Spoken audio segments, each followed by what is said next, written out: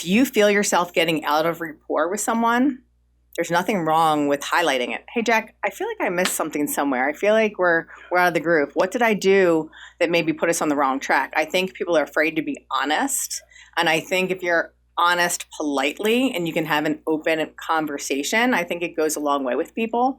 Because I've had the conversation, well, Jack, it doesn't look like, you're ready to buy today. And I don't like that XYZ person was pushing you, because I agree. I think you should save more money so you're not house poor with your significant other and your kid. Mm-hmm. I think you should wait 6 months, right? That's not a transaction for me, but now that person trusts me. Mm. And that's way more important than a commission check.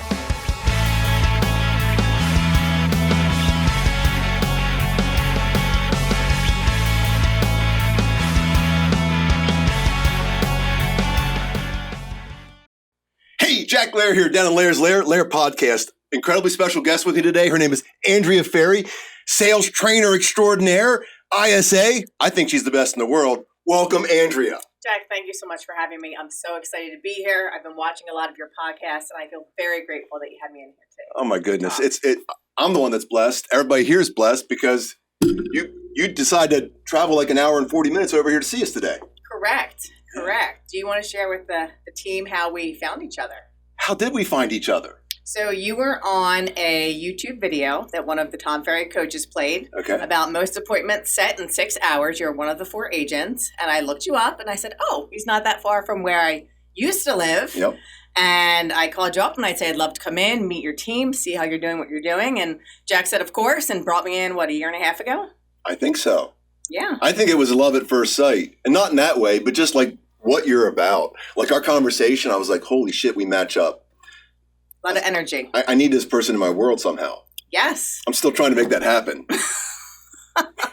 Keep trying. Everyone's got a price. Gosh.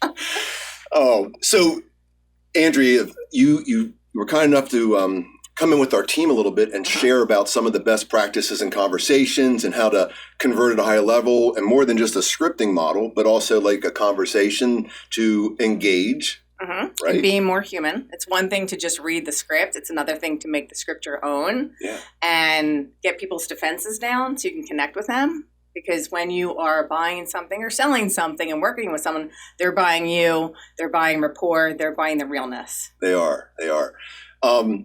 So you, like a little bit about your background. I think it's going to be very important for everybody to understand. Sure. Yep. Sure. I worked in internal sales for 14 years in finance for Lincoln Financial Group.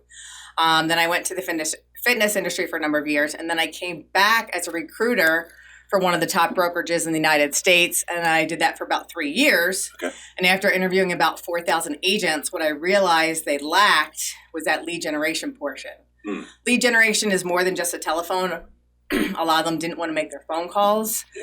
So when COVID happened, I launched my own lead generation company and started teaching other people how to lead generate for agents. Okay. So when you were performing as an ISA, you were going out and having conversations with somebody's database. Yeah, someone's database. So I would go through their database, see who is probably the best lead source to call, and we would start calling. And I started to track how many touches did they need before the appointment was set.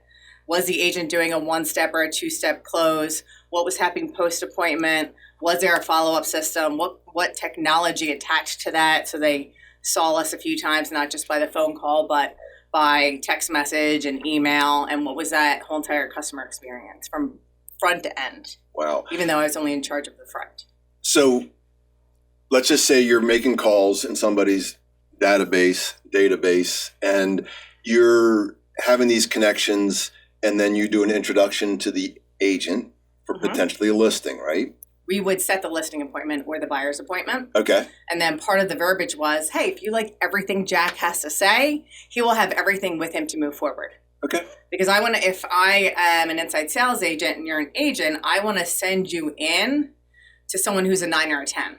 Your time is very valuable. Mm-hmm. And if I'm setting you in, I want a 1-step close, you want a 1-step close. So everything that happens up until that point is so we can execute someone who's very motivated and do a 1-step close. And one of the things that we found for higher conversion is that after I set the appointment, before the appointment's held, you reach out and introduce yourself.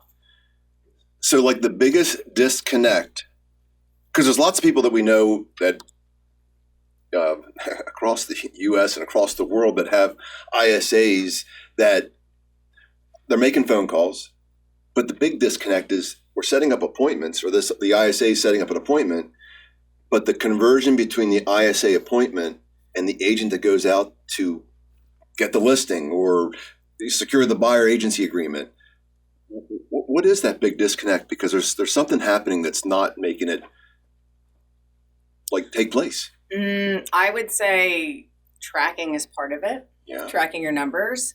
So is your team having a pipeline call every single week? Where is this lead? Where is it at in the process? Does it live with the inside sales agent? Yeah. Does it live with the mega agent? Does it belong with the buyer's agent? Right? So knowing where that lead lives. But I would say the biggest disconnect is the inside sales agent needs to own their role. Meaning, are they going to script practice? Are they doing the things they're supposed to be doing? Right? Are they adding the auto plans and the tasks? So when I work with really solid teams, I'm executing my role at a high level. The mega agent's executing their role at a high level, and the operations person, which not all the agents have, maybe a transaction coordinator, they need to own their role. So as long as everyone's owning their own role, you can make a lot of business happen. So a lot of ISAs are incentivized, I think, improperly. Some they're incentivized just to get the appointment. And they set up appointments that are kind of bullshit that don't lead to anything because they're getting paid for an appointment. Some are getting incentivized, I think, the proper way to get it converted at the opportunity, at the appointment set, because you had an upfront contract or conversation to set that agreement that they're coming out to list or work with them as a buyer. But there's some technology that can help make that a little bit easier. Yes, exactly. They say that the average age of a real estate agent is maybe mid-50s. And if we see in the United States, if we see what's happened over the last few years with technology, agents who started, I don't know, 5, even 10, 20, 30 years ago, that their technology from their original database isn't connected with the things that we see today with a lot of the great companies that you work with. Yeah. So even adding a text message or an email post-appointment, those multiple touches, I mean, they say humans get they make 35,000 decisions a day, and everyone's marketing fighting for their attention. So it just can't be a phone call. There has to be a text message or an email or a handwritten card or whatever your marketing looks like. In addition to that, the phone call's not enough. I learned that the hard way my first year. So there's lots of follow-up that takes place. Correct. So I would say with one of the charts that I have, if you're calling someone, you're not even a thought in their mind till the 9th or 10th call or contact, I should say. And then I would say sometimes you have to call someone 16 times before you even get them on the phone. Again, the data that we have says, contacts 5 through 12 is 80% of our revenue. Correct. And most people stop at 1 or don't even get the first one, but let alone the second one. They're like, oh my gosh, like this was a Zillow lead. They want the Zillow. I talk about this all the time. And the average agent, or even like above average agent, just thinks that because they want the Zillow or Realtor.com, that they're already a buyer or seller. Why aren't they returning my call? And what people don't realize is you're not the only one calling them and fighting for their attention. Right. There's way more people. There's other platforms because they're not just going to Zillow or Realtor.com. They're going to other portals or platforms, other top-end funnels. Yeah. Right. Who's ever marketing to them online? Who's tracking their Google, right? So there's other people getting to them. We're not the only one. If you go to watch TV, you can see there's a bunch of big companies that are always in your face because they're the best solution out there for a seller, right? It can save you money, but we work with the best. But also, I think the thing that I've learned recently is that you're either a homeowner or a renter, and we disqualify people so easily if they are a renter. Who's we? Because I don't. I have a whole plan. I'm talking industry wide. Yes, you're right. I'm not talking the elite of the elite, but we look at it and we go, oh my gosh, well there's the buyer. Oh my gosh, if they are just a buyer, they're probably more likely a seller if they're not a renter. Yeah, so a lot of buyer leads that come across are actually sellers.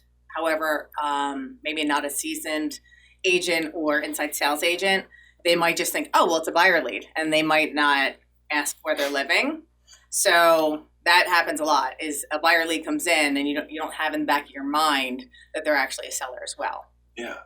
And then when we pigeonhole our mindset and we're focused that they're just a buyer lead or they're just a seller lead, and we don't have those genuine conversations that really lead us to understand exactly what they're looking to do, we limit our income potential. Yes, and the fact that you said limit the mindset, there's a gentleman who made it into a CRM that I was working with, and he had a cleaning service. Okay. And I said, well, looks like no one called this guy, and he's trying to promote his business. So I said, hey, listen, this is Andrea of such and such. I saw that you came through our lead system. I see that you're not a buyer and seller. However, you have a cleaning company, so I'd love to add you to our list. I don't have a cleaning company. He started telling me about his business. By the time the call was over, one of his partners is a seller and a buyer and has a rental unit. And I talked to her Friday, and she's going to be in 2 transactions for us. So think about that. Every conversation that we do have with people, if we take a human approach and get curious, and we're going to talk a little about Phil M. Jones, because that's somebody that we really respect and use a lot of his language in our world. But you're going to get trained up in New York, right? Yes, I am, in January, to be a certified guide. Certified guide. Very excited. Yeah, the Phil Jones and just the way he presents and just shares that information on how to help others. I'm forever grateful for him. I've had some conversations with him, and I'm super stoked that you get that opportunity to go up to New York. My favorite piece of what he teaches is that if you haven't earned the right to say, based on what you said, Jack, I recommend this, you don't have the right to give an opinion. He probably says it a little more eloquently than that. Pretty close to that. But it's true. If you're not understanding what people's agenda is and you're just pushing your own, they're going to feel that. They're going to see that. There's going to be distrust. They're not going to want to work with you, right? I always tell my brother, if you realize that it's about helping other people and you can just put their agenda before yours, you can make as much money as you want in this world and do whatever you want. It's about other people. So it's like people love to buy. They just don't like to be sold. Exactly. Yeah. And having that conversation and getting super curious. Yes. So when you're getting super curious about what it is they're looking to accomplish, it leads to so many more opportunities. Correct. Because let's just say we're having a conversation with someone, and right now they're not a buyer or seller at this moment. They could be led down that path or put into a program to get there. But we don't ask for those introductions. Some people in the real estate world call them referrals, but they probably know somebody that's looking to buy, sell, or maybe curious about what's going on in today's market, so you can help them. How have you capitalized on those types of conversations? Well, you just did, by the way. That was one of them. Yeah. I would say when you're training a new salesperson, their habit is close-ended questions because we want to get to the answer quicker. Asking the open-ended questions, who do you know? How? Why? Who, what, when, where, why? So asking those questions, motivation timeline is very important. So I said, Jack, I know you're not ready today. What does your timeline look like so I can follow up appropriately and don't spam you with our emails? Yeah. And that usually gets a giggle out of people. Then they tell me, and I say, while you have me on the phone today, Jack, who else do you know who might be looking to buy, sell, build wealth through investing in real estate, who I can help? You can. So you're coming there with a curious but a helpful mindset. And as soon as you say, so Andrea, do you know anybody looking to buy or sell? No. Very good. Conversation's over. Oh, come on. Are you sure? Yeah, now, guess what? Now I'm that pushy salesman. I feel like I'm at a car lot being sold, and I'm done with you. We barely have rapport. We just had a little bit of a conversation. Now it's broken. But let's talk about, so rapport gets broken. And 2 weeks later, Andrea calls me. A lot of people think that because that person said no one time, 2 weeks later, they don't know who the hell you are.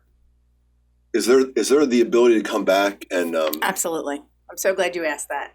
A lot of times when you call a lead, they say that every third day an American has a bad day. So I've had people, this isn't this person's number, they were mean to me, and I just changed the script and when I'm calling. They're not going to remember. They're getting so many phone calls, they're not going to remember you.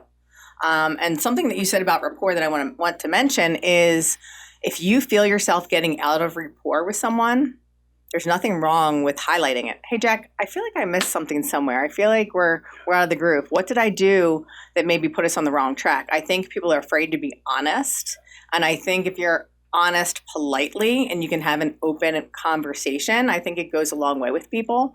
Because I've had the conversation, well, Jack, it doesn't look like, you're ready to buy today. And I don't like that XYZ person was pushing you, because I agree. I think you should save more money so you're not house poor with your significant other and your kid. Mm-hmm. I think you should wait 6 months, right? That's not a transaction for me, but now that person trusts me. Mm. And that's way more important than a commission check. When you go with a helpful mindset and you're there to help, you do get rewarded. Handsomely. Yeah. And I think people forget that because we are so about the instantaneous gratification. It's just like when I go to Zillow and I'm doing a little bit of searching for a house, maybe saying, hey, I want to look in Arizona. I'm like, oh my gosh, yeah. And I click on a button and then this person connects with me and I'm like, and then you hear the things that it makes me cringe. Mm-hmm. That's the good news for people that are committed to their craft. That is the good news. I was running a script practice call last week and I had a company call me and they kept calling me. They weren't leaving messages, right? But the same name kept coming up. So it's towards the end of my script practice call and I said, everybody hold tight. We're going to hear what our competition sounds like. Different industry. Yeah. I put it on speaker. The first person read a script, didn't listen to me, but I allowed her to do a warm transfer after she didn't listen to me. And then the second person didn't listen to me. I said, that's what we're up against, guys. Or girls. Yeah. That's what we're up against. It's people they're just trying to push whatever their agenda is on you. We've had some folks that have entered our team, and this is prior to getting a lot more of the systematic approaches to our business and teaching the sales system. And we'd say, hey, listen, just get on the phone. Like we want to role play. This is a lot way before role play, and even into the role play part of it. Let's just have conversations. We have. In our database, it's over 200,000 people that have connected with us with different leads. And the money in that is ridiculous. That is. We're going to talk about that database dollar, right? Yes. But they just get on the phone and they start making phone calls. And they get appointments. They make a lot more phone calls because they don't have the either the scripting or the sales training yet. But they just make phone calls and they get these appointments set.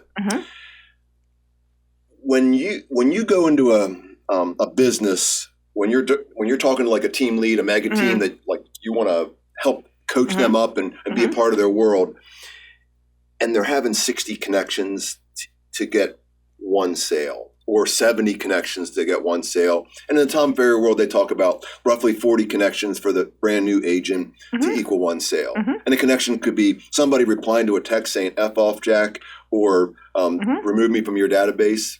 Connection. When you come in and you are training these folks up, how quickly do you get them to success? That's a good question. I do have the stats for the team that I work with in our neighboring state. That took me. That's probably a bad example. It took me about 8 months, but I'm not going to go with that example. I would say I'd prefer 6 months with the team. Okay. Minimum 3. The reason I say that is the people who are converting the lead, you're going to convert a lead differently than I do.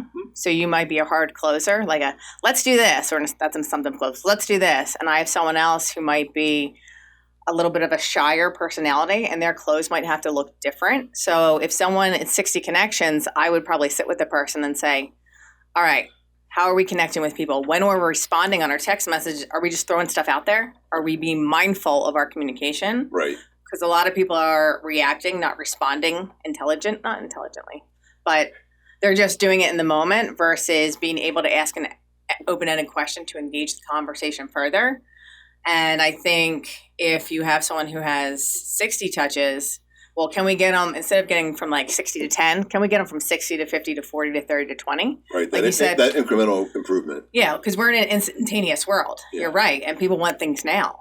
But these are humans we're dealing with. Right? And if someone's willing to show up and be coached to get there, and they're willing to take feedback, then I think they can get there. Because we don't all receive feedback the same way. That's correct. I'm going to jump back a little bit. Sure. Because you're a competitive son of a gun. Former CrossFit athlete, Yeah. state-ranked powerlifter, national level figure competitor. A little bit. So I you like want to win. you like to win. Mm-hmm. Losing is, it happens when you compete.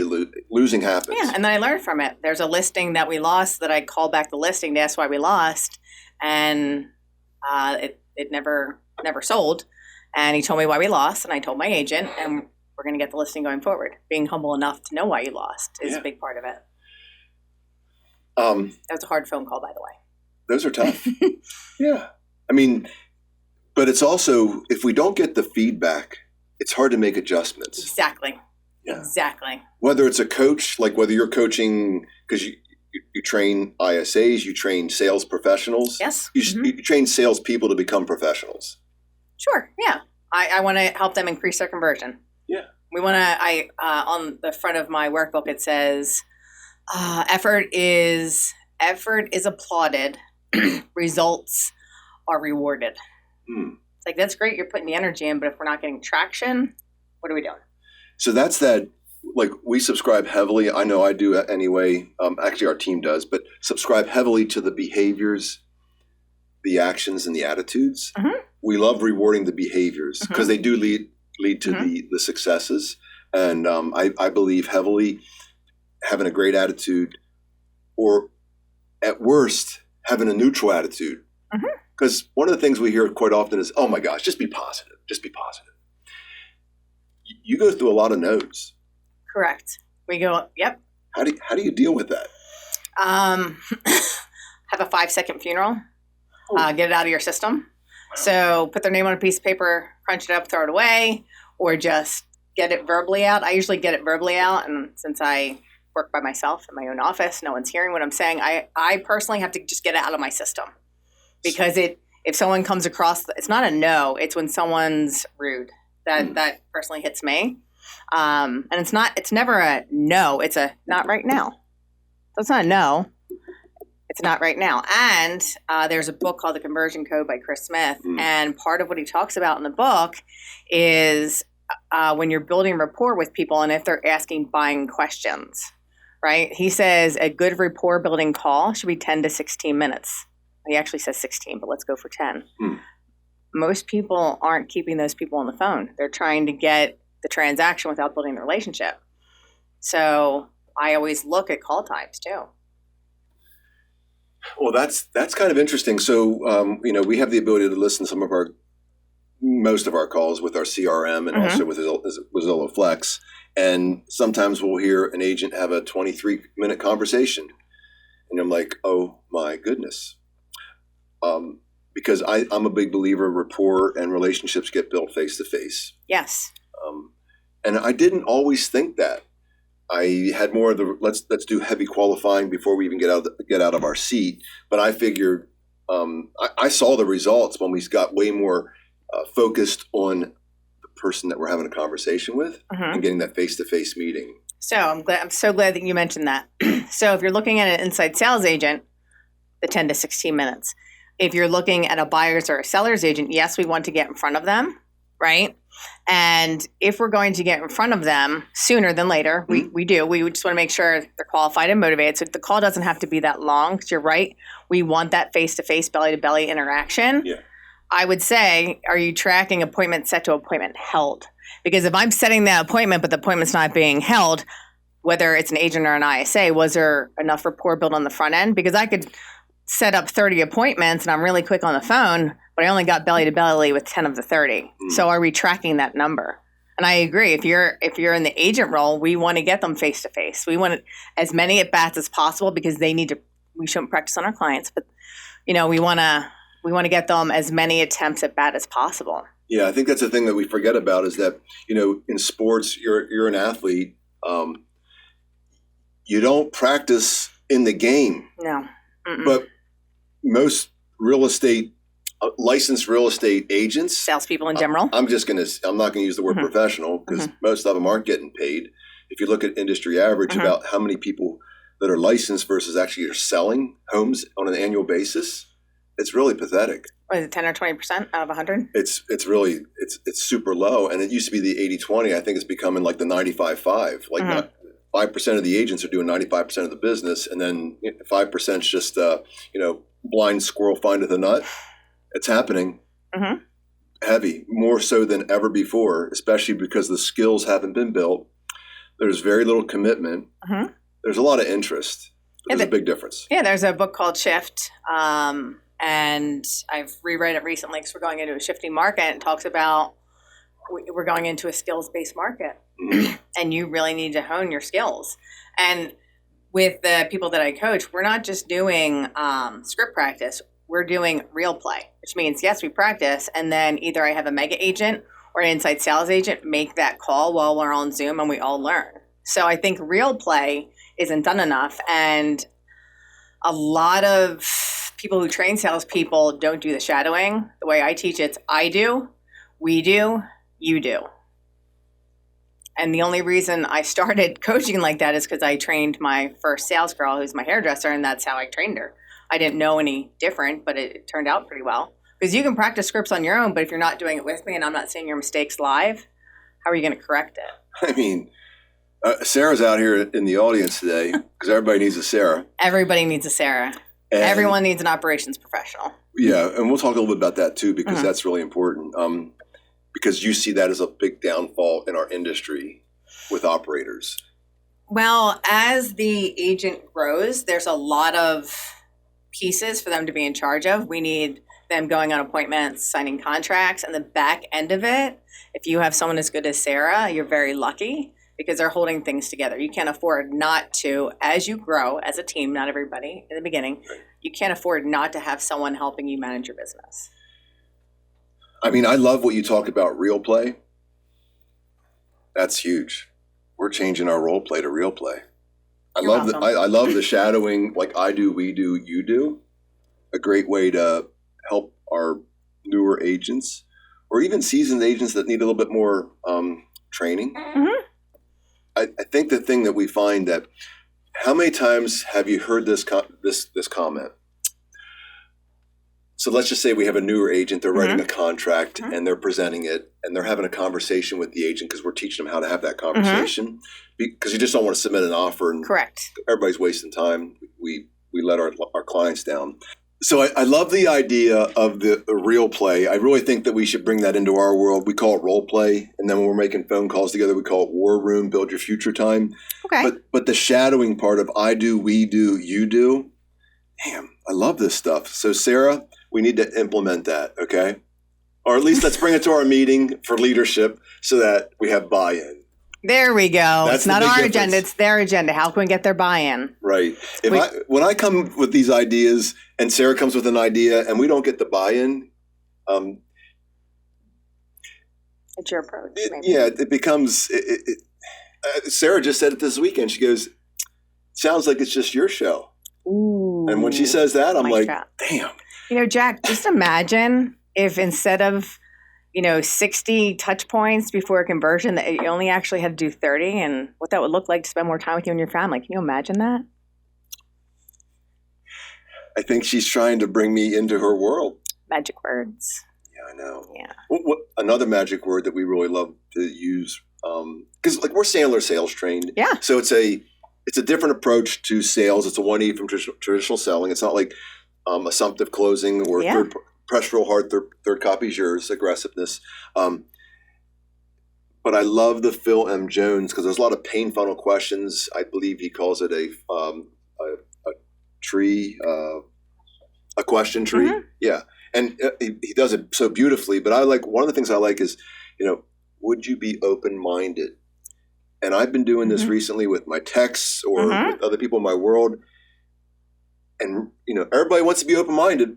And I don't know if it's for you, but. Yeah, it's the takeaway. And we use in the Sandler world, we use a lot of that negative reverse selling. Yep. Mm-hmm. So there's some tactics that go alongside. Yes.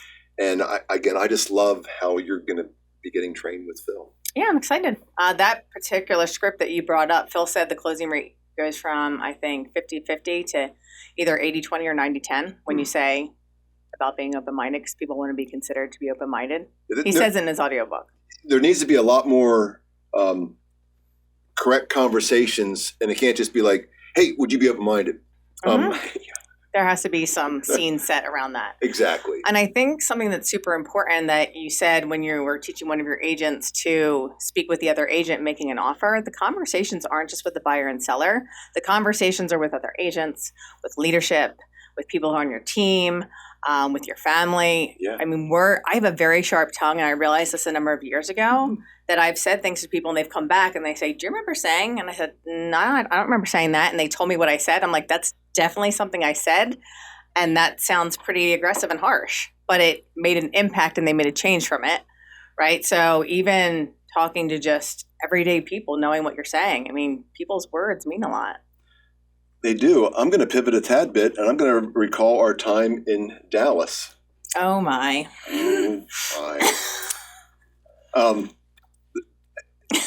We should talk about this, right? Yeah, I'm open-minded to it. I think it was a life-changing, probably opportunity, maybe for you, a little bit for me too, because it made me understand that, damn, I was probably way too harsh.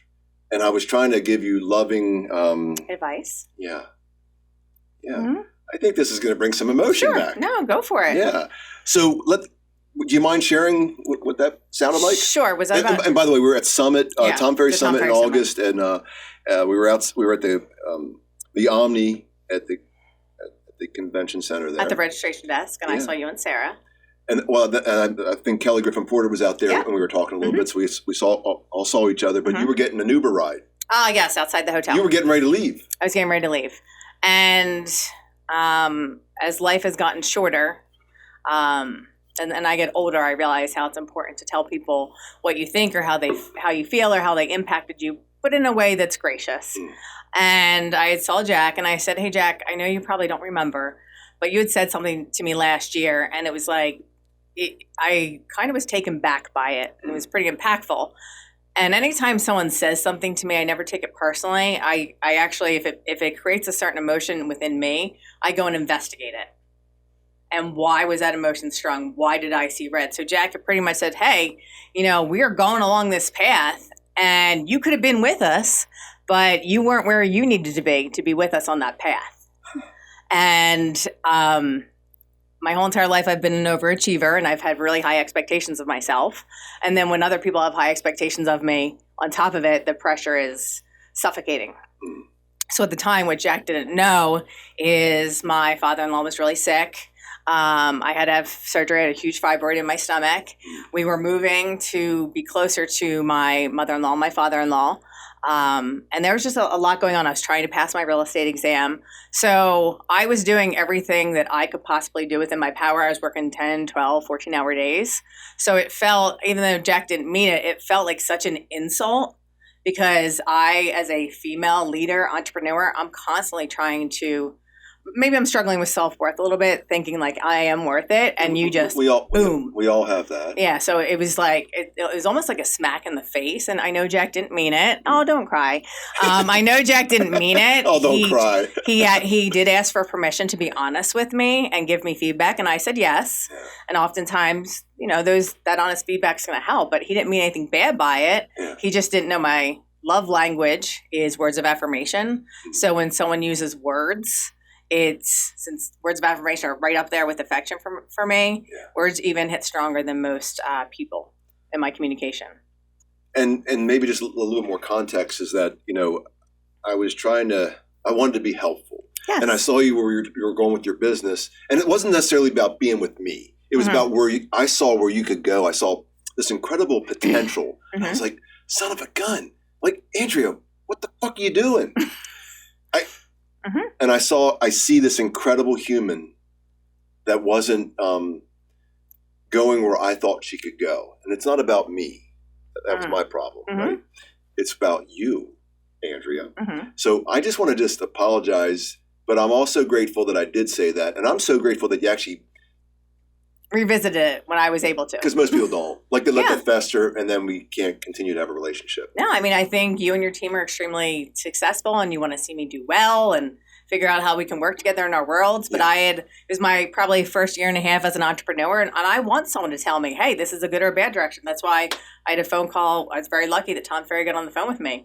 After that call, I got off and I cried because he gave me a lot of eye-opening things. And since that call, he said, you should write a book. You should become a speaker. You should get out there. So I've booked 4 speaking engagements, 2 I've already done. Nice. I started writing a lot more material, and I made a change, right? Sometimes when you ask for the feedback, it's a little hurtful. It's okay. I mean, sometimes people just tell you what you want to hear, and not necessarily for your good or bad. They want to appease you. And I took the approach that I just saw this amazing human. I'm just going to do this right now and just tell you how much I love you, girl. Thank you. You're an amazing human that just has so much, and I just want you to see you step the fuck into your power because you got so much about you. Thank you. I appreciate that. Yeah. We're not done yet. I know. Okay. We're just getting started. Just getting started. I mean, this is going to be like a 7-hour podcast. Shane's going to have a lot of things to do. I'm so sorry. He's not sorry, Shane. But you made some changes in your world. You went through some of that stuff, and you recently got married. I got married. To your high school sweetheart, kind, or childhood? We dated in high school. I was 15, he was 14, and I broke up with him after like 2 months because he was too nice. There's a whole YouTube video out there on it, Too nice. So I went on he went on Match.com because he was bored, and I went on Match.com to find a husband. I blocked every single person I knew around my immediate radius, but he had lived in Berks County, right, which is where I used to live, and we went out on a date, and probably after the first week, I said to my mom, I was like, I'm going to marry him. My dad's like, slow down. I was like, I know it. I'm going to marry him. And he is amazing. He's operations-based. Yeah. So he constantly holds me accountable for my business and where it's going and what it's doing. So, the last year, unfortunately, my father-in-law passed away. I did get married. My license is now in referral and live. I passed my real estate exam. And I'm launching a coaching program next year and becoming a certified guide for Phil. Yes. And you're helping to coach salespeople. Yes. Like take them to the next level. Yes. So I would say, I would prefer, so we have 3 coaching programs. We have large group coaching, immersive, which is a lot more one-on-one. And then we have coaching of megas. So if you have a director of lead generation, you have a director of sales, and getting them where they need to go so they're implementing it. Yeah. And then something that I love to do with mega teams is look at their data and do data consultations. Nice. Because in that data, I'm going to find money. It's a lot of money. It's a lot of money. And it's amazing. Like, we found out how much we were missing by not having a better understanding of that data. Mm-hmm. Who is your ideal client? Because you don't just want anybody. No. I actually, when I do my consultations, I actually tell people if I think they would be a good fit or not, because I don't want to waste their money, which is crazy. So someone who's going to be humble, hungry, and smart. They're going to show up and implement the changes that need to be done. And they don't have to be done today, right? Like, my husband always says, we're not running a nonprofit here, right? Yeah. Are we willing to cut dead weight? Are we willing to hold people to a 30, 60, 90-day program if they're new on our team? And that's painful, especially if our mega agents love people. That's why they're good at their job.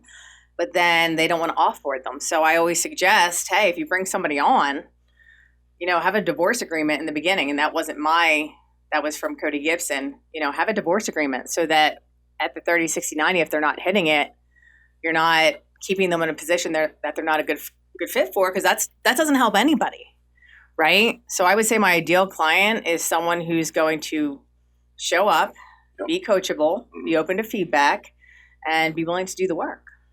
A lot of egos in this world. Yes.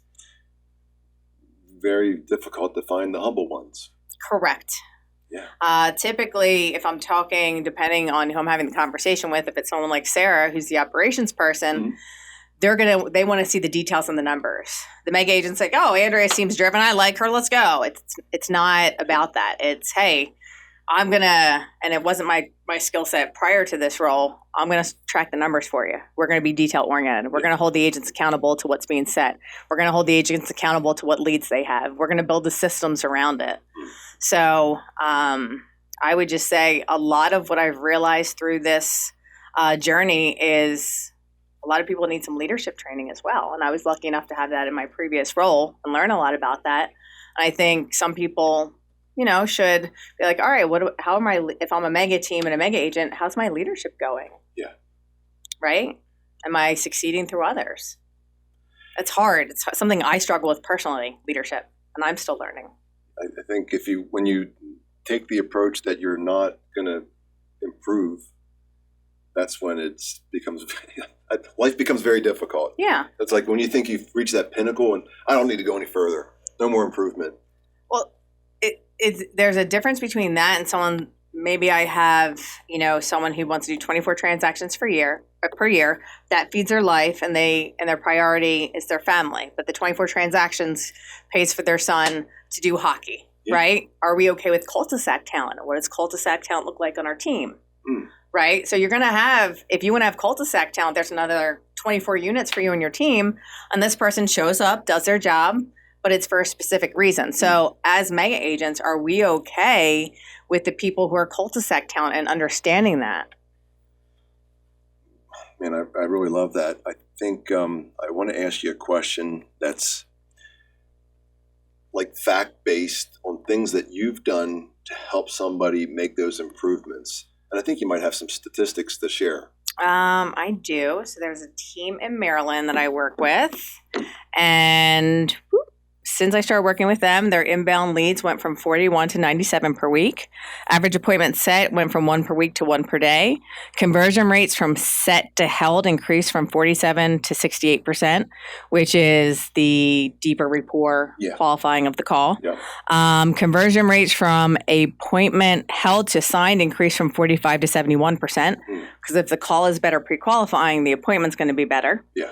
And what I told Jack is 90 minutes after the appointment, they would get a message either from the CRM or from the inside sales agent saying, hey, did you close that contract? Did you get it signed? So because you have someone who's just as driven as the mega agent following up behind them to see if it got signed, that didn't hurt. And then 1-to-1 conversion rate for listing agreement in the neighborhood of an existing listing as a result of circle prospecting and marketing.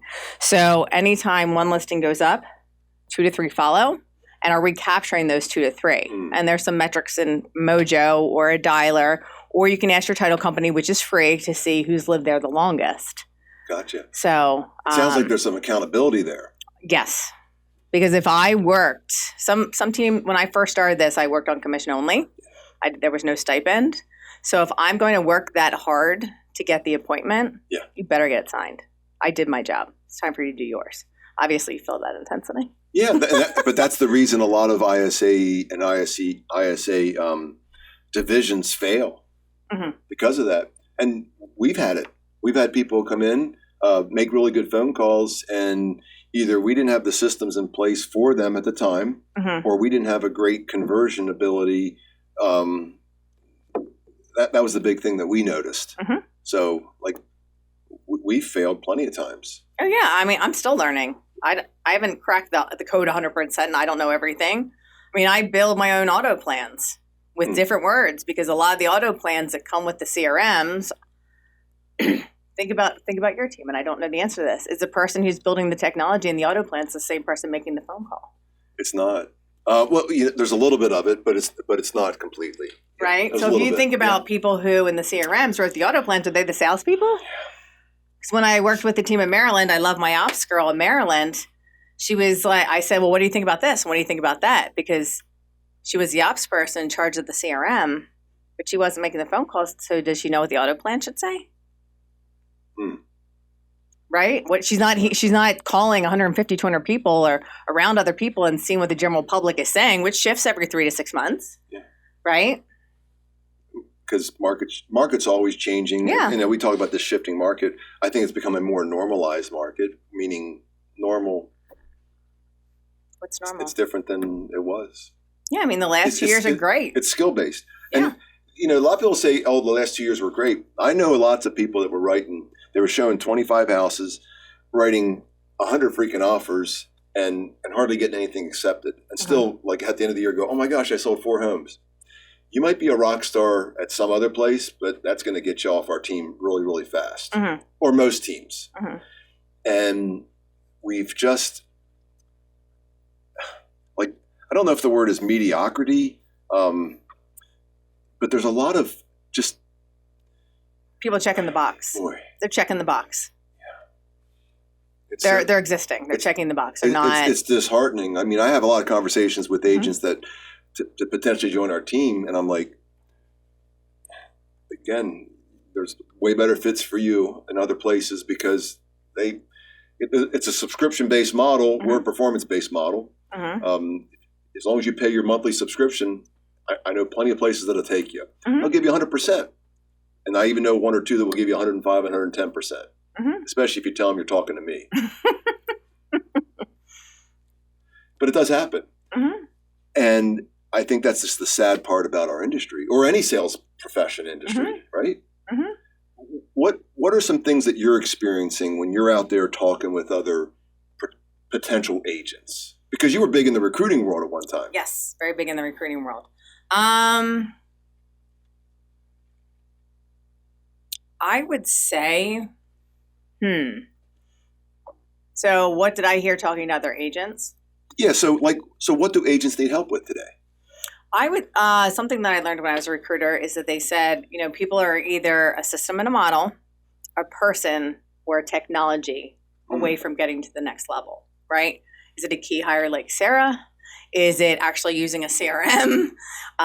Is it a scale system model? Have we built appointment set to appointment held to post appointment to someone like Sarah asking for referrals during the transaction at a high moment, right? So they're missing one of those 3 things. And as a recruiter, because I didn't come from real estate, I read all of Gary Keller's books, and there's this pretty solid business model, one of many in there.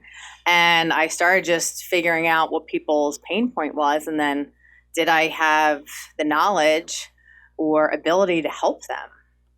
So, it could be, well, this brokerage does this and this brokerage does that and it's this, but if you're not going to do what they're offering, what's the point of going there? So someone called me actually this past Saturday and said, hey, I'm thinking about going here, here, here, here, here.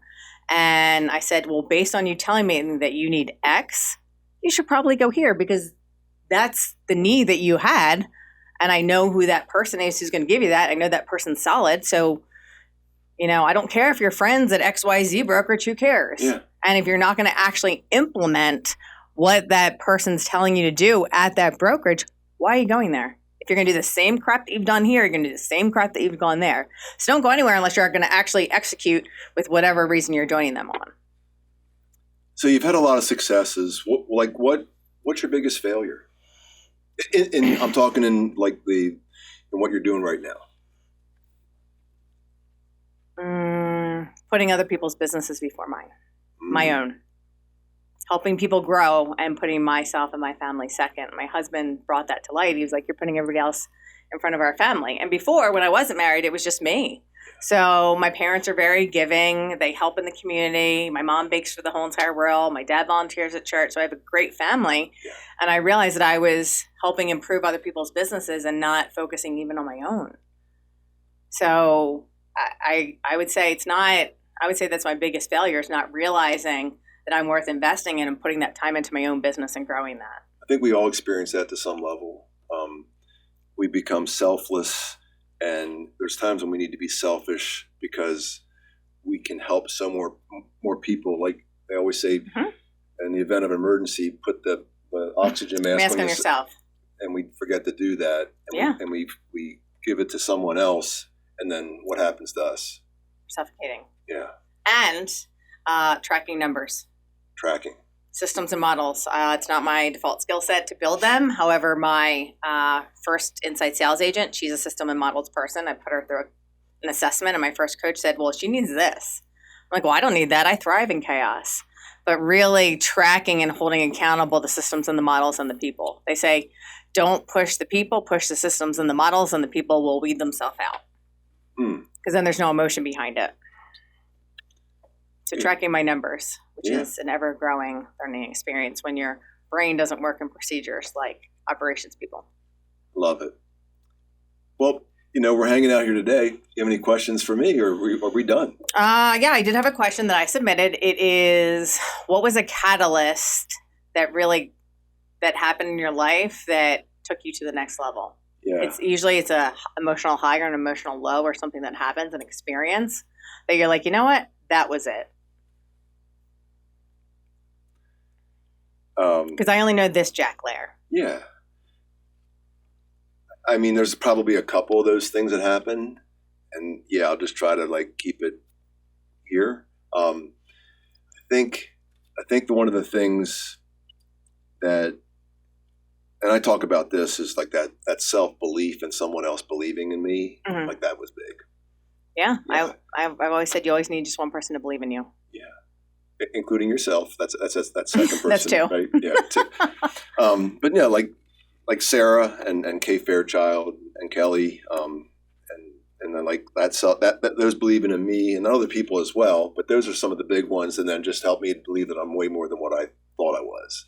So that was huge. Mm-hmm. And then also some of those negative things that have happened in life. But I'm super grateful that those things took place. Mm-hmm. I wake up and when shit happens, I'm still being grateful for mm-hmm. those moments, because if I didn't have that, mm-hmm. I wouldn't be where I'm at. Mm-hmm. And I still have a long way to go. I F up on a daily basis. I make mistakes just like any other human, but I'll focus on myself because I'll take the responsibility. I F up, I make mm-hmm. mistakes. We had a coaching call with someone on our team last week, and I just was so pissed off the way the call was handled, and I was like, I can't even talk to this person. That's stupid. As a leader, have the conversation and confront it and have a coaching up moment.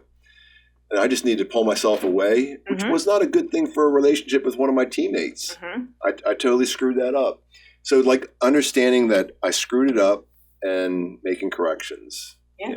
And it's going to sound kind of corny, even deeper, why did you see red? So anytime I see red and I get super elevated, I have to rewind and go internal and say, why did that affect me so much? It's crazy. And the reason is probably because I effed up in the beginning by not helping to reinforce a better conversation. And a better habit. Yeah. Mm-hmm. So I was more pissed at myself. Yeah, that often happens. And what would you say? I have a lot of emerging agents mm-hmm. that I'm in contact with when I teach in offices. Yeah. What would you say to an emerging agent? They're in year 2 or 3, they're getting 24 transactions, maybe 18 to 24 transactions underneath their belt. What would you say to the emerging agent? Are they living in their database, first of all? Yes. So if they're living in their database and they're at that level, what is the level of interest versus commitment? Mm. If they don't have a strong enough why, and there's nothing I can do. Mm-hmm. I mean, we can give them the systems, the processes, the leads, and the back end support to write way more opportunities and help way more clients. Mm-hmm. But if they don't have the level of drive, if they're lazy, because there's lots of lazy agents that do 24 deals a year. Mm-hmm. They're really good at having a conversation with someone. Mm-hmm. If you're doing 24 to 48 deals a year and you're lazy, we just don't want you around us. Yeah. But there's plenty of them out there. So I think the one that's that emerging one is self-evaluation, understanding that true why. Because if they don't have that why, there's nothing else I can do to help them. What's your why? My children, my wife, the fucking people I love. Yeah. Yeah. Like Sarah, all these incredible people, my team, I truly love them. I want to help them and help others.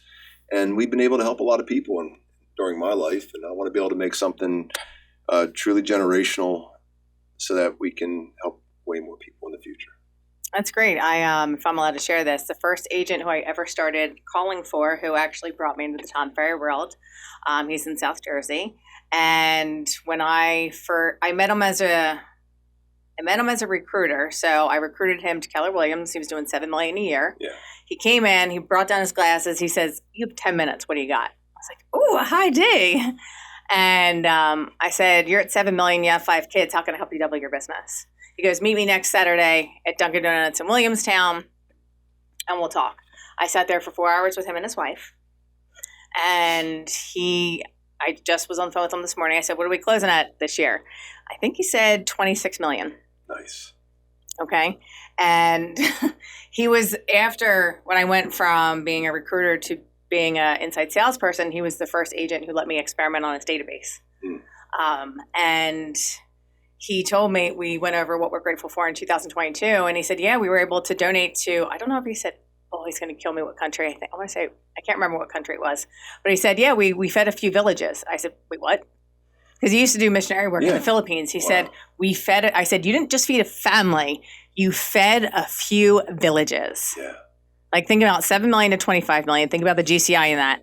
And their family, they have 5 kids and they do a ton with giving money away. And I know money was tight in the beginning. Yeah. I mean, I understood it.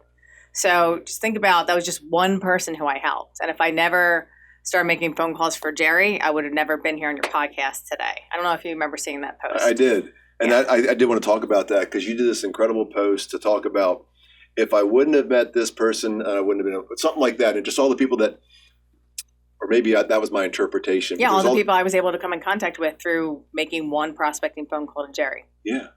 In August of 2018. It blew up my world. It was probably one of the most beautiful posts that I've ever seen. I was just blown away that I was included in that. Yeah, of course. Wow. I'll tell you what. Is there anything else that you want to share with those out there? Because you're building this incredible business, teaching ISAs, teaching leaders, teaching sales professionals how to grow their business. Like this business is something that I believed in you way before you actually did it. Thank you, Jack.